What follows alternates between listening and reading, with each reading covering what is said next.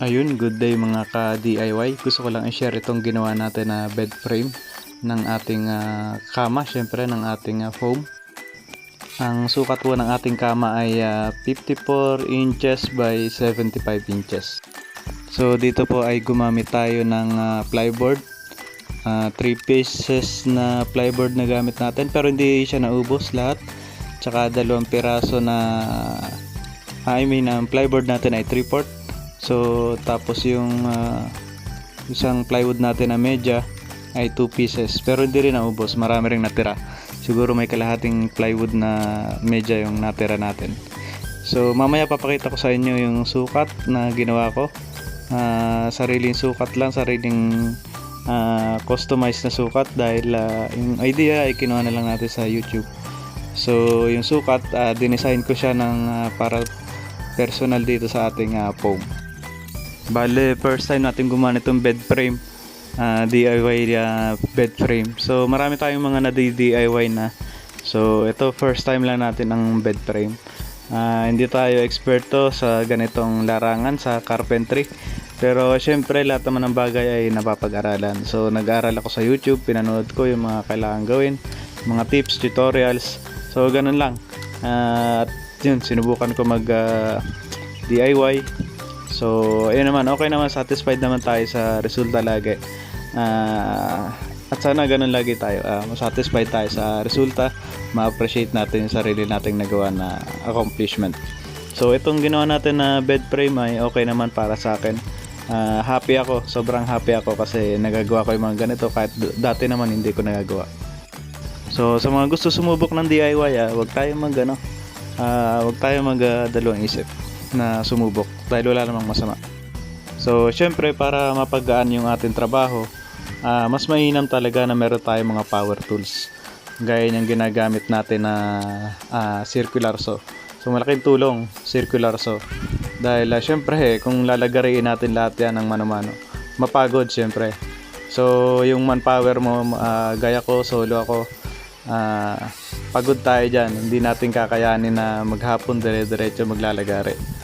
So ako personally, mas okay sa akin yung gamit ako ng power tools. So syempre sa circular saw, gagastos lang tayo ng kuryente, hindi naman malakas sa kuryente yung mga ganyan. So okay na okay yan. Ayan, isang pasada lang, putol na kagad siya. So pag maglalagari ka, syempre ang downside ng lagari naman meron siyang himulmol sa mga plywood. Ito kasing circular saw, malinis ang cut niya, malinis. Konting liha lang, okay na. Minsan nga hindi mo na kailangan lihahin pa, dahil smooth naman yung finish niya sa circular saw. So yung first day, nag-cut tayo, cutting lang tayo. Hindi siya whole day, alam ko half day lang ako dahil may ginawa ko ng umaga. So sa hapon ko siya pinagka-cut. So may layout na ako, tapos kinat ko lang siya ng kinat. So ang pagde-design ko nga pala dinidesign ko siya sa isang software sa laptop, tapos doon din ginagawa ko na siya ng layout sa laptop doon sa mismong sukat ng plywood. So gagawin ko na siya ng layout kung paano ko matitipid yung plywood. Kumbaga halos lahat mama-maximize ko yung gamit sa plywood. So doon pa lang nade-design ko na siya. Tapos pagka-design ko, syempre pagka ilapat ng ating plywood, pagka layout ko sa plywood, cut lang tayo ng cut. So sa isang plywood, i-drawing ko sa kanya yung nagawa kong layout, kung alin yung mga ikakat ko sa isang plywood. Tapos yun, cut na lang tayo ng cut. So maganda yung may ganung tayo, pan-design, kung mag-DIY tayo. So meron kasi akong software na pan 3D. So yun yung ginagamit ko, na kinasanayan ko na pan 3D. So doon pa lang may 3D na ako na drawing. Tapos pagkatapos noon, ilalapat ko siya sa 2D, i-drawing ko siya sa 2D para makuha ko yung pagkakat ko sa plywood. So kaya napakabilis. Pagka may layout ka na sa plywood, isusukat mo lang sa plywood yung pinaka-layout mo, tapos cut na lang tayo ng cut. Yung second day nga pala, tayo doon, naggawa lang tayo ng box, yung pinaka-cabinet niya sa ilalim. Marami tayong abala na trabaho, so yun lang nagawa natin ng second day. Nagawa lang tayo ng box sa ilalim. So ito nga pala ngayon, itong nakikita nyo ngayon sa video, third day ko na ito ginawa. Ito ang whole day ko na ginawa. Maaga ako nagsimula nito, 7:30. So ginawa ko na kagad siya. Ngayon kung makikita nyo, inuna natin yung pinakamadaling gawin. Ang gawa nga pala natin dito ay may una papakuha natin siya. Tapos pag na-fix na natin yung pwesto, nilalagyan ko pa siya ng screw. Tigda dalawang black screw, uno medyang haba. Yung iba nakita ko parang screw lang gamit nila. So ako para sigurado may black screw tsaka may pako. Tapos syempre nilagyan ko pa ng stick well yan. So yun nga lang, hindi na siya pwedeng baklasin. Siguro yung iba kaya dahil screw lang yung gamit nila, siguro pag naglipat ng bahay pwede pa nilang baklasin yun. Ito kasing gawa natin ay pang personal, so ito dito na talaga sa bahay na ito. So kaya yan, puro stick well yung kada lapat natin dyan, may lagay tayo na stick well. So napakadali ng trabaho kung mayroon tayong power tools. Gaya niyan, pag mayroon tayo na drill, battery operated na drill. So pag lalagay ng screw, pindot ka na lang ng pindot, hindi na tayo pipihit ng screwdriver. So kung may iyan ang isa sa pinakapilit kong binili, yung mga power tools.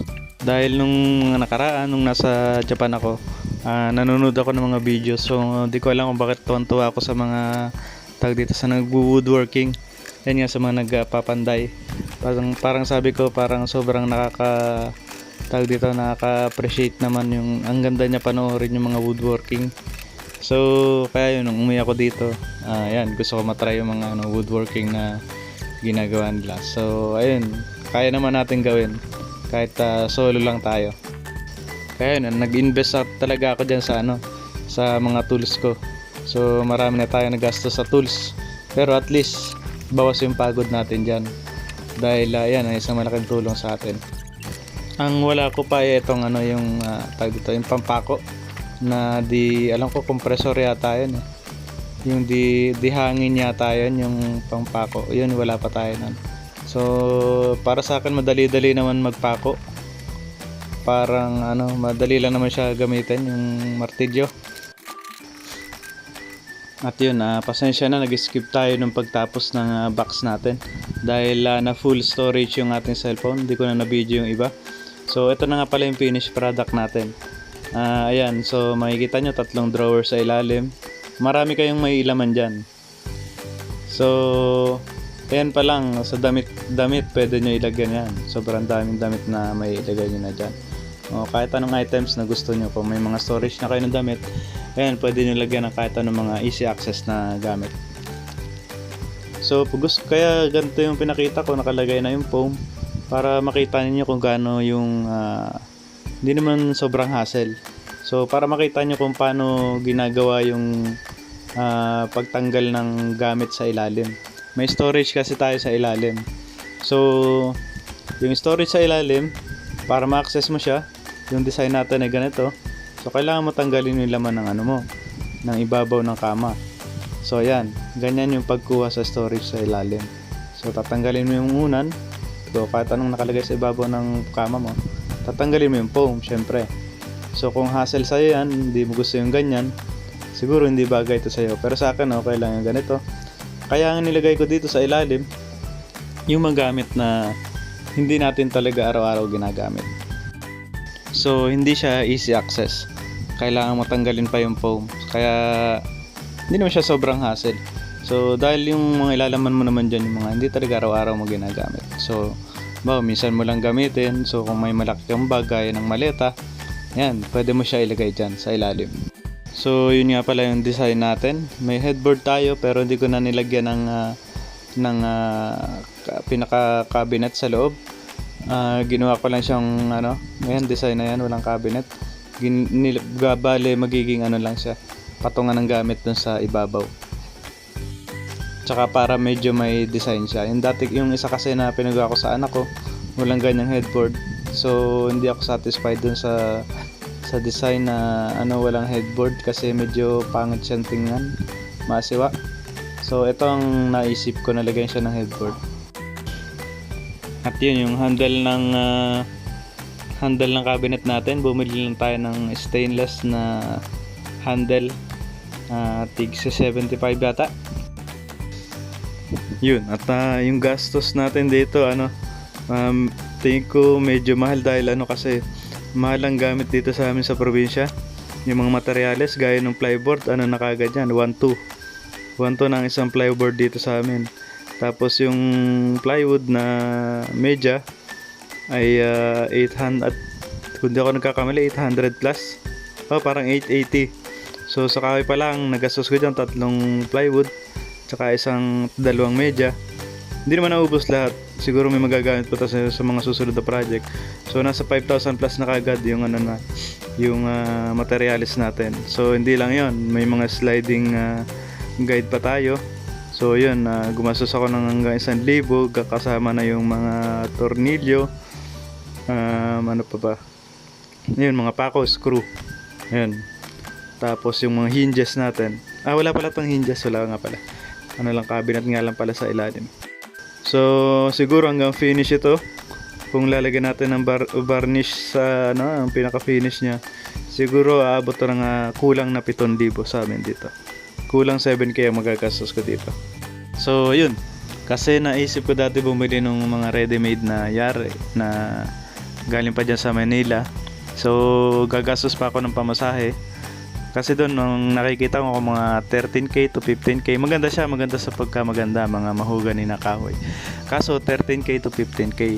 Yun nga lang, syempre papadeliver ko pa dito. Malaki gastos ng dito kasi sa amin ng delivery charge. So gagastos ako ng malaki, mahina siguro 3,000 doon hanggang 4,000. So kulang 20 gagastusin ko. So ito, mga 7K lang, okay na. Satisfied naman tayo. Nagawa pa natin yung gustong layout na magawa. So dahil tipid nga itong bahay natin na maliit ang space, so yun, ginawa natin ng malalaking mga storage yung ating kama. Sobrang napakalinis tingnan nito dahil nasa ilalim nga lahat ng gamit, hindi kita. So may mga storage na tayo ng damit, tapos may storage pa tayo ng gamit. Marami pang ibang design na pwede kayong makita sa internet. So ito lang naisip ko na design kasi customized talaga siya para sa kwarto natin. So itong kwarto marami pa tayong gagawin. Kaya ito lang hanggang dito lang yung design na kaya ko. Maliit lang kasi yung space natin ng kwarto, so kailangan pa natin magdagdag ng ibang cabinet. So hanggang dito lang, dinagdagan lang natin ng konting headboard, okay na yan. At least meron tayong cabinet sa ilalim. Hanggang dito na lang muna mga ka-DIY. Sa susunod na project, magpo-post ulit tayo. Sana na-enjoy nyo yung video. At saka please subscribe kung gusto nyo pa makita yung mga DIY natin. So magpo-post lang tayo ng mga DIY na projects natin. So marami na ako na gawang ibang mga project, kaso na i-post ko dun sa ibang YouTube account ko. So sa account na to, ipo-post ko lang yung mga DIY natin na projects. So sana pakasupport naman yung YouTube channel natin at makakuha tayo ng idea. So maraming salamat, enjoy, have a good day.